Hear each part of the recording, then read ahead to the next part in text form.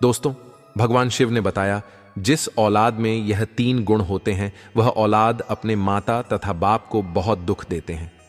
दोस्तों, यह कहानी बड़ी ही ज्ञानवर्धक और बड़ी ही रोचक होने वाली है। आप सभी से मेरा निवेदन है, यदि आप इस कहानी को देख ही रहे हैं तो कहानी की समाप्ति तक कहानी के साथ बने रहे। और यदि अभी तक अपने जीवन ज्ञान गंगा इस YouTube चैनल को सब्सक्राइब नहीं किया तो चैनल को एक बार सब्सक्राइब जरूर कर ले और इस वीडियो को दोस्तों तक शेयर करते हैं ताकि उन्हें भी इस वीडियो को लाभ मिल सके। मित्रों, इस कहानी को अंत तक देखते रहे, इसमें आपको औलाद की सच्चाई पता चलेगी। आइए शुरू करते हैं। एक बार की बात है, वेद मुनि नारद पृथ्वी लोक का भ्रमण करके आकाश होते हुए भगवान शिव के पास जाते हैं। तब भगवान शिव कैलाश पर्वत पर अपने नंदी के साथ विराजमान होते हैं। तभी देव मुनि भगवान शिव के पास पहुंच जाते हैं। भगवान शिव देव मुनि नारद को देखकर कहते हैं, हे देव मुनि नारद, आज आपका कैलाश पर्वत पर किस प्रयोजन से आगमन हुआ है? तब देव मुनि नारद कहते हैं, हे प्रभु, मैं अभी अभी पृथ्वी लोक का भ्रमण करके आ रहा हूं और मैंने देखा कि पृथ्वी लोक पर बहुत सारे माता पिता की औलादें उनकी बुढ़ापा का सहारा नहीं बन रही है तथा अपने माता पिता को बुढ़ापे में बहुत कष्ट देते हैं। तो हे प्रभु, मैं आपसे निवेदन करता हूं कि आप मुझे बताने का कृपया करिए कि वह कौन सी औलाद होती है जो अपने माता पिता को दुख देती है। तब भगवान शिव कहते हैं, हे देव मुनि नारद, हम आपको आज एक अत्यंत पवित्र कथा सुनाते हैं जिसे सुनने के बाद आपको आपके सभी प्रश्नों के उत्तर अवश्य मिल जाएंगे। भगवान शिव कहते हैं, जो व्यक्ति इस कथा को ध्यानपूर्वक पूरा सुनता है उस व्यक्ति के बच्चे बुरी संगति से बाहर आते हैं तथा अपने माता पिता की सेवा सदैव करते हैं। दोस्तों, अगर कथा पसंद आए तो वीडियो को लाइक करके, चैनल को सब्सक्राइब करके कमेंट बॉक्स में हर हर महादेव अवश्य लिख दीजिएगा। तो चलिए दोस्तों, कथा को आरंभ करते हैं। प्राचीन काल की बात है। एक नगर में रामसेन नाम का राजा रहता था जिसकी एक बहुत ही सुंदर कन्या थी। रामसेन की कन्या का नाम था छाया। उसे अपने ऊपर अपने रूप का बहुत बड़ा घमंड था। माता पिता की वह शुरू से ही लाडली बेटी थी, इसलिए पूरी स्वतंत्रता के साथ खेली कूदी और बड़ी हुई। उसे इस बात का भी अभिमान था कि वह एक राजकुमारी है। वह अपने आगे किसी को कुछ नहीं समझती थी। चलते फिरते लोगों का अपमान करती रहती थी। भगवान शिव कहते हैं, है देव मुनि नारद, हर व्यक्ति को बेटा हो या बेटी, जरूरत से अधिक स्वतंत्रता उन्हें बिगाड़ देती है और उन्हें बिगाड़ने में सबसे बड़ा योगदान उनके माता पिता का ही रहता है।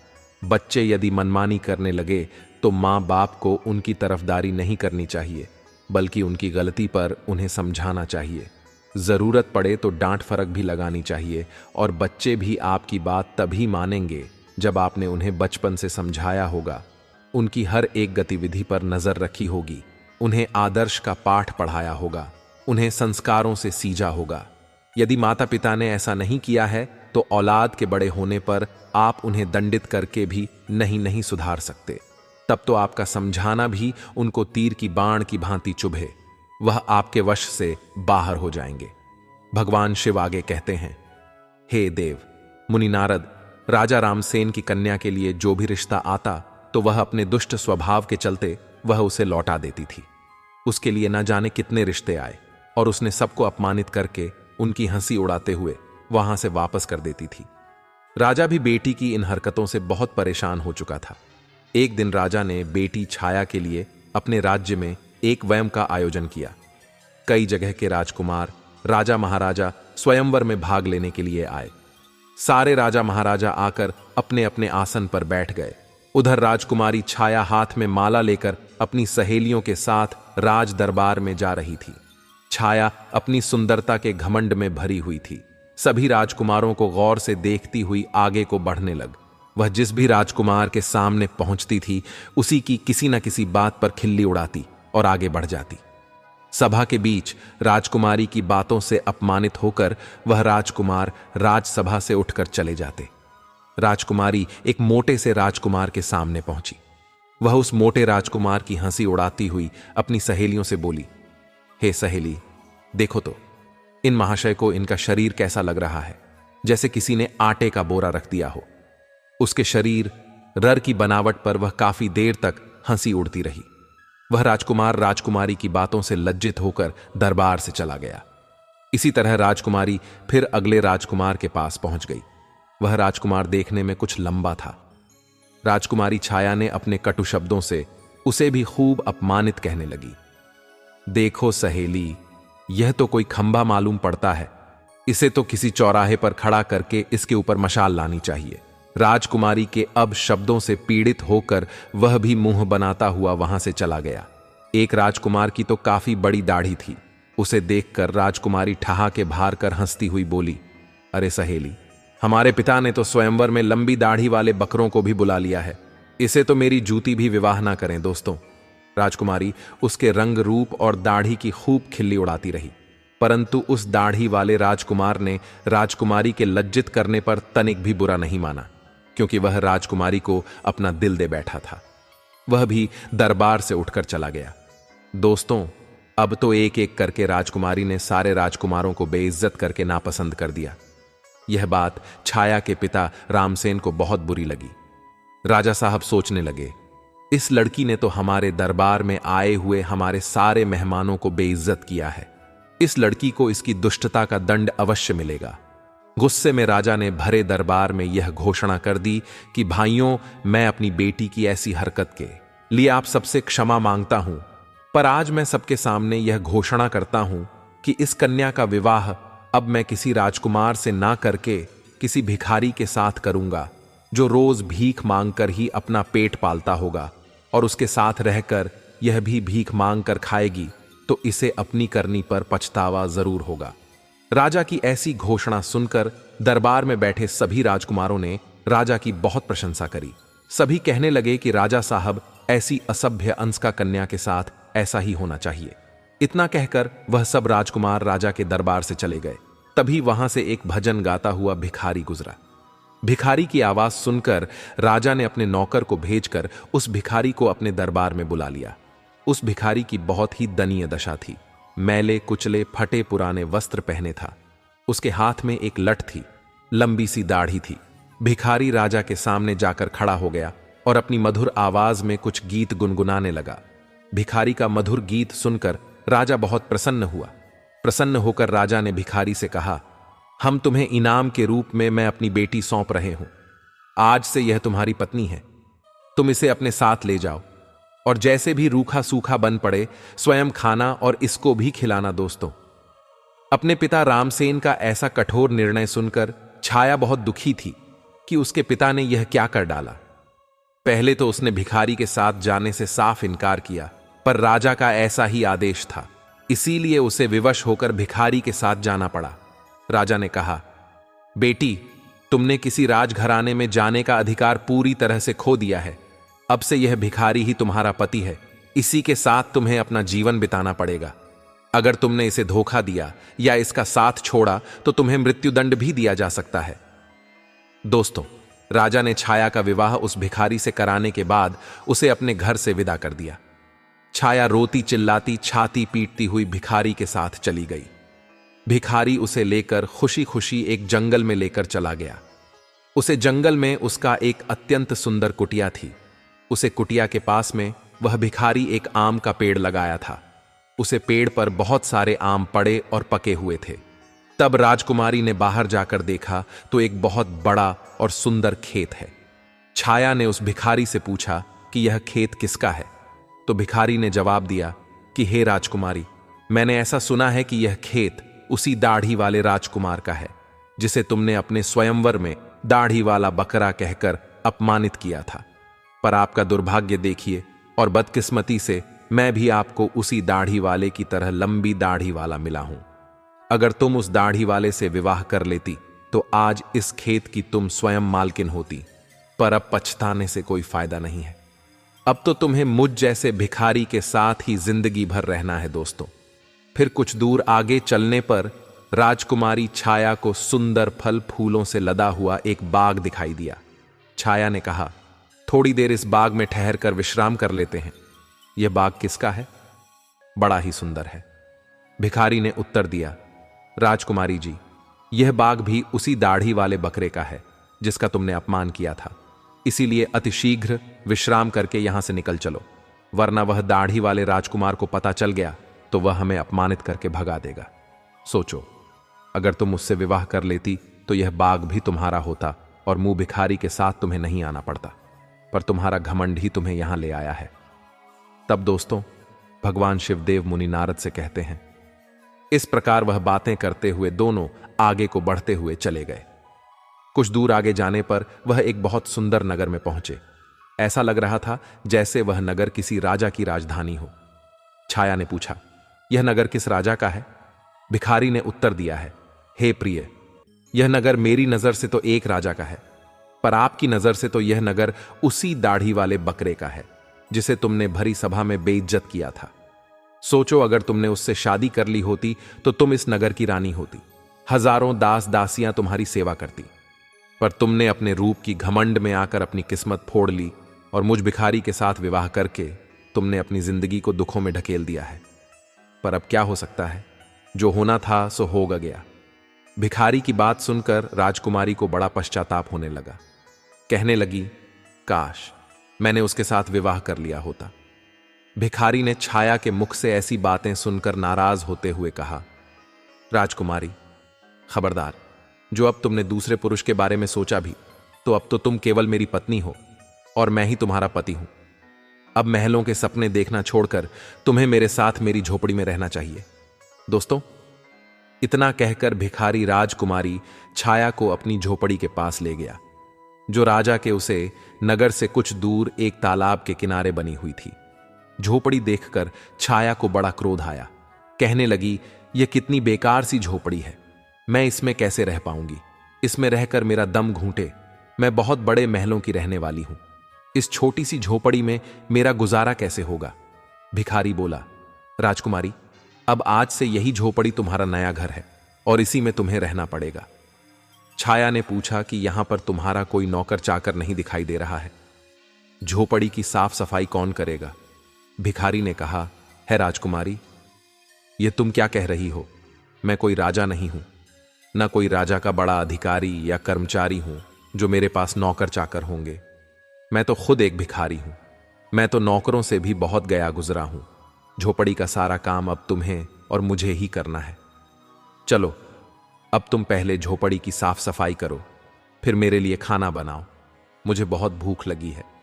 चलते चलते मैं थक चुका हूं। तब भगवान शिवदेव मुनि नारद से कहते हैं, छाया को भोजन बनाना तो आता ही नहीं था, इसीलिए भिखारी और राजकुमारी ने मिलकर उल्टा सीधा खाना बनाया और खाकर दोनों सो गए। दूसरे दिन भिखारी ने राजकुमार को जगाया और घर का सारा काम करने को कहा। राजकुमारी पूरे दिन काम करती रही और भिखारी की डांट फटकार सुनती रही। 2-4 दिन इसी तरह बीत गए। घर में जो कुछ खाने को था वह भी खत्म हो गया। भिखारी बोला, प्रिय, अब खाने को तो कुछ बचा भी नहीं। जो कुछ मैं मांग कर रखा था वह सब खत्म हो चुका है। आगे की जीविका चलाने के लिए हमें कुछ काम करना पड़ेगा। एक काम करो, मैं तुम्हें इस आम के पेड़ से आम तोड़कर टोकरी में भरकर दे दूंगा। तुम उसे आम को बाजार में ले जाकर बेचकर आना। राजकुमारी ने आश्चर्य से कहा, मैं आम बाजार में बेचने जाऊंगी? अगर मुझे किसी ने आम बेचते देखकर पहचान लिया तो वह मेरी बहुत हंसी उड़ाएंगे, मुझे बहुत शर्म आएगी। भिखारी बोला, काहे की शर्म? अब तो तुम रानी नहीं हो, तुम एक भिखारी की पत्नी हो। शर्म तो तुम्हें तब लगती जब तुम उस दाढ़ी वाले की पत्नी होती और वह तुमसे बाजार में आम बेचने को कहता। अब अगर शर्म ही आती है तो फिर भूखी मरो। दोस्तों, मजबूर होकर राजकुमारी बाजार में आम बेचने चली गई। एक सड़क किनारे आम रखकर बैठ जाती है और दिन भर आम बेचती रहती है। धीरे धीरे उसके आम खूब बिकने लगा। एक दिन की बात है, जब राजकुमारी छाया सड़क पर बैठी आम बेच रही थी, तभी वहां पर एक राजा का मंत्री आता है और उसने लात मारकर उसके सारे आम इधर उधर फैला देता है और बोलता है, खबरदार, जो रास्ता घेर कर आम लगाए तो उसके बहुत सारे आम फूट गए थे और उसका बहुत नुकसान हो गया था। राजकुमारी को बड़ा दुख हुआ। उसने सारी बात झोपड़ी में आकर भिखारी को बताई कि आज एक राजा के सिपाही ने उसके आम पर लात मारकर फोड़ डाले। भिखारी ने कहा, तुम बिल्कुल पागल हो। अगर तुम बीच रास्ता घेर कर दुकान लगाओगी तो सिपाही तो आम भोड़ेगा ही, तुम्हारी वजह से रहा। गिरोह को वहां से निकलने में तकलीफ हो रही होगी। अब तुमसे यह भी काम ठीक से नहीं होगा। तुम्हें कोई काम बताओ तो तुमसे ठीक से होता ही नहीं है। अब मैं जा रहा हूं और तुम्हारे लिए कोई और काम तलाश कराऊंगा। भिखारी गया और राजा के एक बड़े अधिकारी के यहां रसों का काम तलाश आया और छाया से कहा कि मैंने तुम्हारे काम की व्यवस्था कर दी है। कल से तुम राज्य कर्मचारी की रसोई में जाया करोगी और वहां के रसोइये के साथ मिलकर खाना बनाना है। वहां से हमें खाने के लिए अच्छा अच्छा भोजन भी मिलता रहेगा। दोस्तों, भगवान शिवदेव मुनि नारद से कहते हैं, इस प्रकार वह घमंडी राजकुमारी रसोइये की मददगार बन के काम करने लगी। वह सुबह से शाम तक रसोइयों के साथ मिलकर काम करती और रात को बचा हुआ खाना अपने घर ले आती। इस तरह दोनों की जिंदगी अब कुछ सुकून से कटने लगी। एक दिन की बात है, छाया रसोई में काम कर रही थी। तभी उसने खिड़की से झांक कर देखा तो वहां राजा के महल में कुछ उत्सव होने वाला था। पूरा राजमहल सजाया हुआ था। बड़े बड़े मेहमान आ रहे थे। नौकर चाकर उनका स्वागत कर रहे थे। महल में बड़ी धूमधाम थी। राजकुमारी वह सब देखकर अपनी किस्मत को कोस रही थी। अपनी किस्मत पर आंसू बहा रही थी और सोच रही थी कि काश मैं भी इतनी घमंडी नहीं होती तो मुझे यह दिन देखने को नहीं मिलता। वह वहां खड़ी खड़ी सोच रही थी। तभी वहां दो दासियां आती हैं और कुछ खाने का सामान उसकी टोकरी में रखकर चली जाती हैं। राजकुमारी टोकरी को लेकर अपने घर को लौटने लगी। अभी वह दरवाजे से निकली ही थी, तभी सामने से एक राजसी पोशाक पहने एक पुरुष ने आकर उसे रोक लिया। देखने में वह वहां का राजा महाराजा मालूम पड़ रहा था। राजकुमारी ने जब उसके चेहरे को देखा तो वह डर के मारे कांपने लगी, क्योंकि वह राजा वही दाढ़ी वाला था जिसको छाया ने अपने यहां दाढ़ी वाला बकरा कहकर अपमानित किया था। राजा ने राजकुमारी से कुछ नहीं कहा, बल्कि वह उसे उसका हाथ पकड़कर दरबार में लेकर पहुंचा, जहां तमाम मेहमान लोग बैठे हुए थे। वहां की भव्यता को देखकर घबराहट में राजकुमारी के हाथ पैर कांपने लगे। उसके हाथ से टोकरी छूटकर जमीन पर गिर पड़ी।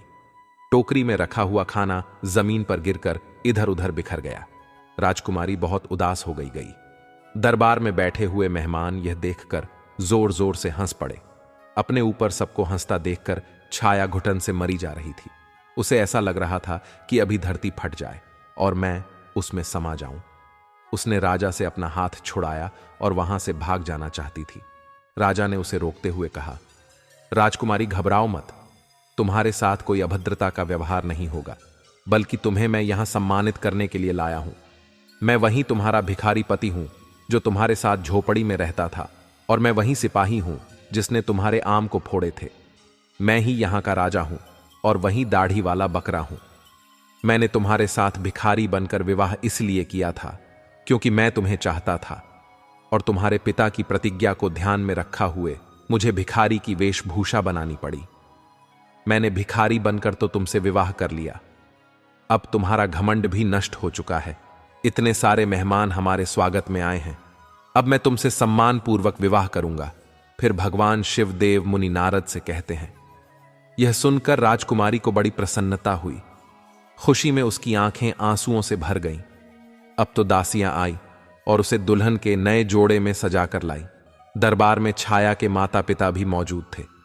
सबने राजकुमारी को खूब आशीर्वाद दिया और राजा के साथ समस्त मेहमान की उपस्थिति में उसका विवाह हुआ।